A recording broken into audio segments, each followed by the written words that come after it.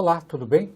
Bem-vindo ao NEAF, ao nosso projeto de cursos para a OAB, sobretudo esta semana gratuita, nosso primeiro contato.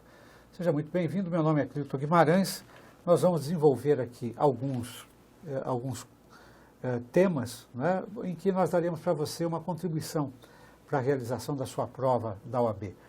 Nós que analisamos muito bem as provas da OAB, e vamos tratar, obviamente, daquelas questões que incidem muito mais e constantemente nas provas, preparando você para respondê-las de uma maneira mais conveniente, adequada e acertada. Ok? Vamos então começar com o direito do consumidor, um dos temas prediletos, e um dos nossos temas prediletos, e é um tema também que, apesar de não ter uma incidência muito rica na OAB, mas você pode perder pontos preciosos aí, portanto é importante conhecer.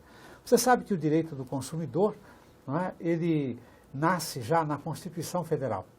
É o Constituinte quem diz que compete, dentro da ordem econômica, compete ao Estado proteger efetivamente o consumidor. Isso está no artigo 170 da Constituição e também se reflete no artigo 5º, inciso 32, em que o legislador garante aos consumidores em geral um direito fundamental à proteção. O consumidor é amplamente protegido pela ordem jurídica nacional, já desde o texto da Constituição, por isso a gente lembra a você que, inclusive, esse direito fundamental, por se tratar de um direito fundamental, é cláusula pétrea, não pode ser removido do texto constitucional pelo constituinte derivado. E, portanto, daí você já pode imaginar a importância que tem a proteção ao consumidor dentro do nosso sistema. A proteção ao consumidor no âmbito da legislação ordinária, não se esqueça, é realizada pela Lei 8.078/90. É uma legislação que a gente, então, designa de Código de Defesa do Consumidor. O Código de Defesa do Consumidor foi introduzida pela Lei 8.078/90, que, por sinal, este ano, então, estará completando 25 anos de existência. Uma legislação importante. Nesta legislação ordinária, no Código de Defesa do Consumidor, chama muito a nossa atenção um fator relevante. Qual é o fator relevante que chama a nossa atenção? Quando você vai ao artigo 1º do Código de Defesa do Consumidor, você constata ali uma referência do legislador ao seguinte, ao fato de que aquela legislação é uma legislação de ordem pública. Isso é muito importante, porque ser uma legislação de ordem pública significa que todo juiz estará obrigado a cumpri-la, em qualquer caso onde ela seja aplicável. Ela não pode ser derrogada por vontade de quem quer que seja. Ela é uma legislação imperativa e sempre que houver um caso a que ela se refira, a sua aplicação é uma aplicação inderrogável, inafastável. E neste ponto que o legislador, então, vai, já no artigo 1º do Código de Defesa do Consumidor, encarecer o caráter das normas dessa legislação, ou seja, afirmando que essas normas têm um caráter de normas de ordem pública. Ok? A proteção ao consumidor é uma proteção que se estende a vários campos. Você não pode esquecer, quando tiver a ocasião de ter à sua mão o Código de Defesa do Consumidor, vai perceber que há vários âmbitos de proteção ao consumidor. Há uma proteção ao consumidor material no campo de uma tutela civil entre os artigos 1º e 54 do Código de Defesa do Consumidor, a proteção contratual, a definição, o conceito de consumidor, aquilo que nós chamamos de tutela civil do consumidor. Há também uma tutela administrativa, coisa que você pode perceber já ali pela altura dos artigos 57, 5 do Código de Defesa do Consumidor. Você percebe que a administração pública está completamente envolvida também com obrigações no sentido da proteção ao consumidor. Daí os PROCONs serem geralmente autarquias públicas, daí o fato de que agências de reguladoras têm atribuições para regular mercado na proteção ao consumidor. Por exemplo, a agência reguladora do comércio na aeronáutica, por exemplo, do comércio da aviação, a agência reguladora de telecomunicações, que cuida das grandes empresas telefônicas e que, portanto, às vezes caçam a possibilidade até de uma grande empresa telefônica que está vendendo planos, etc. e tal, chips, né, porque não tem cumprido com a legislação brasileira a sua parte, não tem respeitado o consumidor. Então, há vários, né, a administração pública está envolvida. Se você vir o Código de Defesa do Consumidor, vai verificar que, né, a administração pública, seja a União ou os estados, podem aplicar, inclusive, penalidades administrativas, multas, né, além de outras penalidades previstas no Código de Defesa do Consumidor. Então, a administração pública também se envolve na proteção direta ao consumidor através de medidas muito próprias previstas no Código de Defesa do Consumidor. Existe também uma tutela que a gente chama, né, de tutela penal, porque o Código de Defesa do Consumidor também prevê, né, identicamente figuras típicas penais, né, a diversos crimes, né, contra o consumidor e que são apenados forte e firmemente também, não é, pelo Código de Defesa do Consumidor. Então, basicamente, em 3 áreas, né, há esta proteção ao consumidor, a proteção civil, né, nas relações civis, contratuais, a proteção administrativa, a proteção penal ao consumidor. Então, o consumidor é bem protegido, até porque isso é um mandamento constitucional que o legislador ordinário tem de cumprir, né, e de cumprir levando a cabo a todas as suas responsabilidades nesta área. Tá ok? Veja que nós, então, temos que falar de um direito do consumidor. Esse direito do consumidor é um direito que regula uma relação muito particular, que é a chamada relação de consumo. Nesse slide, por exemplo, nós propomos aí o seguinte: olha, o direito do consumidor disciplina uma relação de consumo especializada que depende da presença obrigatória de diversos elementos.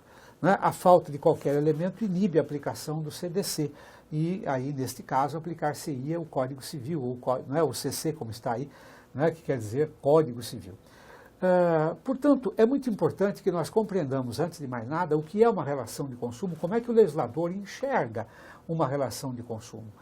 O que é que identifica uma relação de consumo? Porque você pode estar pensando, professor, como é que eu vou identificar uma relação de consumo, ciente de que uma relação de consumo é uma relação contratual, e porque aquele que é consumidor adquire produto, adquire serviço, portanto ele celebra um contrato.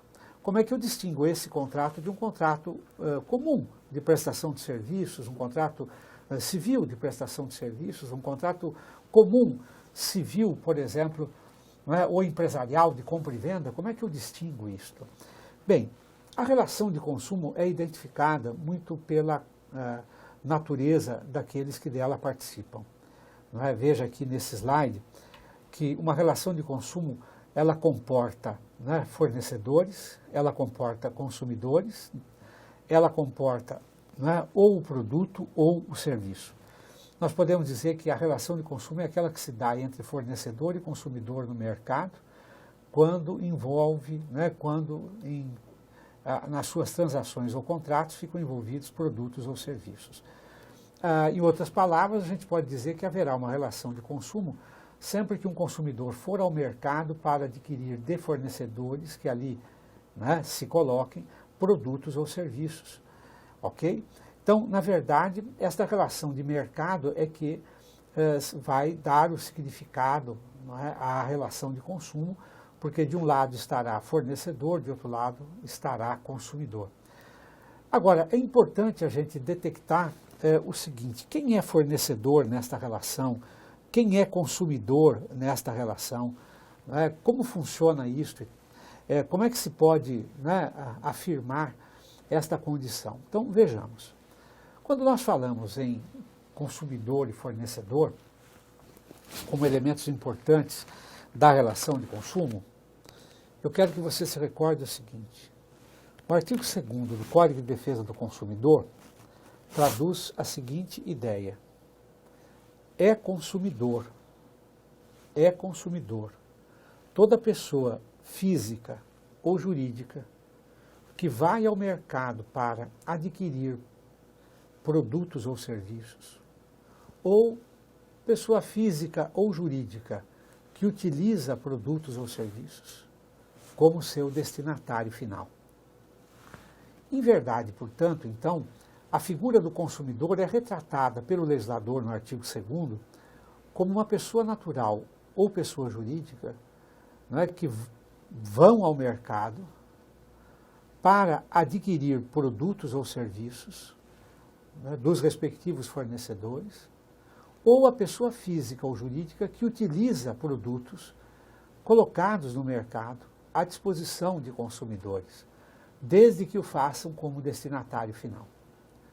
Em geral, portanto, é consumidor aquele que adquire um produto ou serviço como destinatário final ou aquele que utiliza um produto ou serviço, né, naturalmente, neste caso, como destinatário final.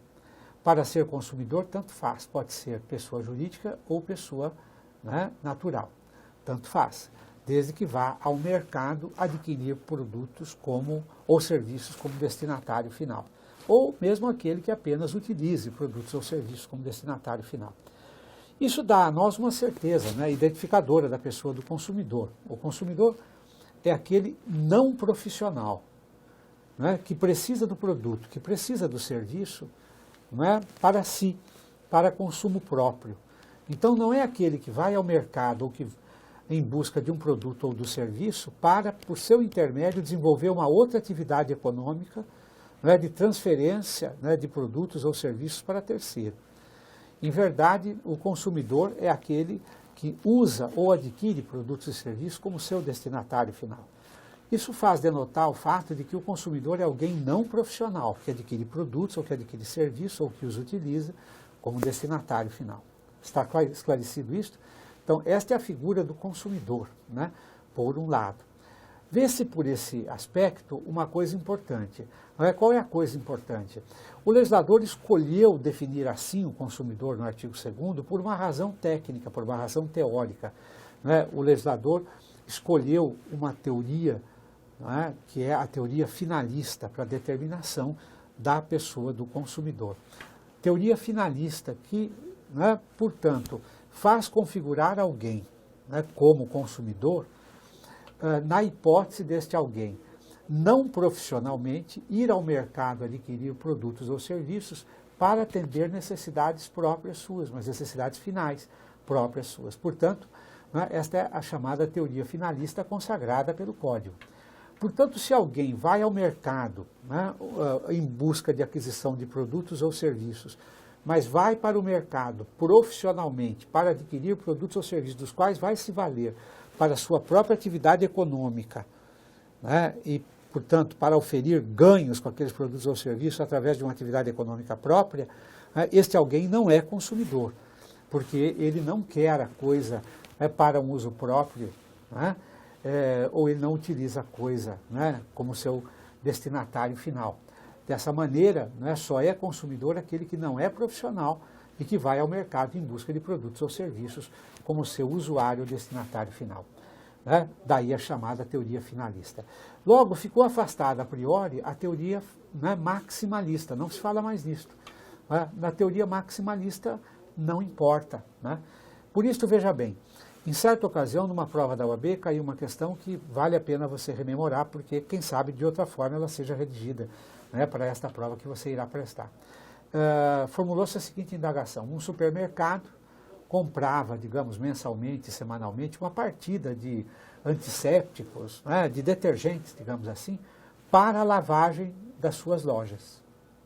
No que aquele produto que ela adquiria no mercado iria ser empregado? Lavagem do piso das suas lojas. E perguntava-se, esse mercado que adquire esses produtos para a limpeza das suas lojas, ele está agindo nesse momento como consumidor ou não? Qual é a resposta acertada? É claro que ele está agindo como consumidor, porque ele está adquirindo esses produtos para a lavagem das lojas, para a limpeza das lojas. Então ele é o destinatário final, a teoria aplicável é a teoria finalista adotada pelo Código de Defesa do Consumidor e, portanto, claro, aí não haverá nenhuma dúvida de sua condição. Ah, professor, mas é uma pessoa jurídica. Eu digo, mas o artigo 2º não exclui as pessoas jurídicas. Elas também podem ser consumidoras, desde que estejam a ir ao mercado para aquisição de produtos ou serviços como seu destinatário final. Compreenderam bem? Então, a teoria finalista é a que aponta o artigo 2º, claramente, e, portanto, você deve se lembrar bem disto. Tá ok? Já o fornecedor não. o fornecedor, no artigo 3º, tal como previsto, ele é um profissional, né? O fornecedor é um profissional. O que significa? Significa que ser fornecedor significa ser pessoa natural ou jurídica, ou ainda ente despersonalizado, que atua no mercado de modo profissional. O que significa atuar de modo profissional? Significa atuar a partir da detenção de algum conhecimento, alguma especificação técnica. Né? Atuar profissionalmente no mercado. Então, o fornecedor é a pessoa natural ou jurídica que atua profissionalmente, né, no mercado, disponibilizando ali produtos ou serviços para a aquisição por consumidores. Então, o fornecedor, previsto no artigo 3º, né, do Código de Defesa do Consumidor, evidentemente, ele é visto pelo Código de Defesa do Consumidor como aquele que profissionalmente disponibiliza no mercado produtos ou serviços para que possam ser adquiridos, né, por quem se interesse.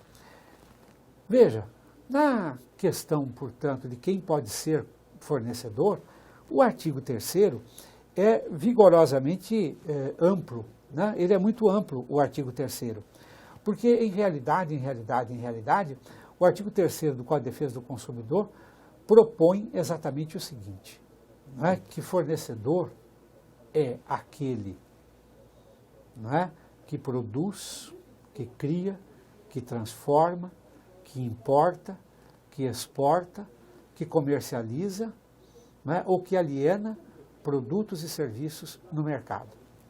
O artigo 3º, professor, mas é muito extenso, né, o extenso rol daqueles que podem ser qualificados como fornecedores, eu digo, é verdade, né? Uma leitura do artigo 3º é uma leitura que vale a pena, porque você vai verificar que o legislador considera que será fornecedor todo aquele que, de alguma maneira, colabora para a colocação de um produto no mercado.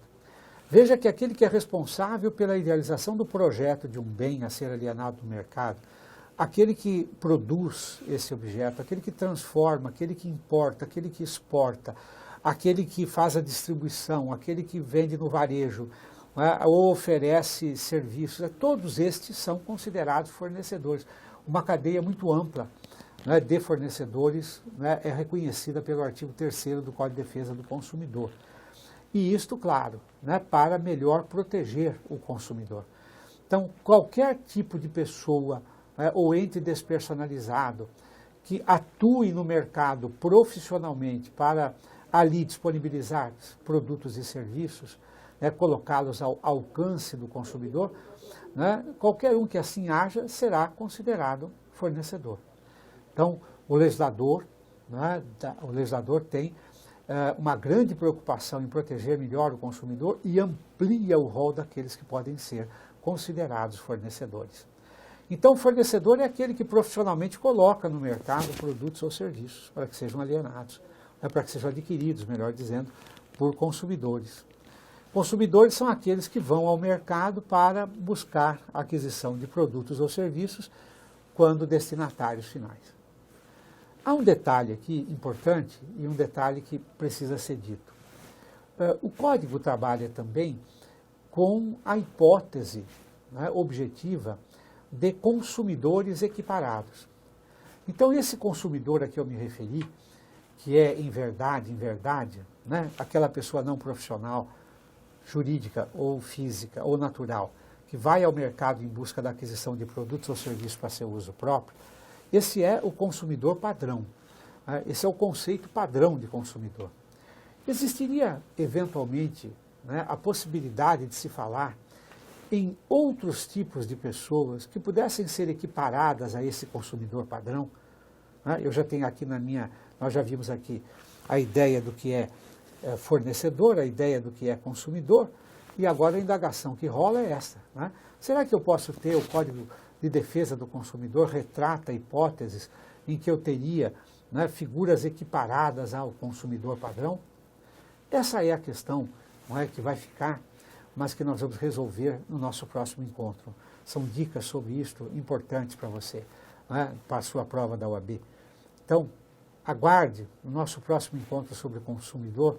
Eu falarei a você a respeito da existência ou não dessas figuras equiparadas à figura do consumidor. Até lá, muito obrigado.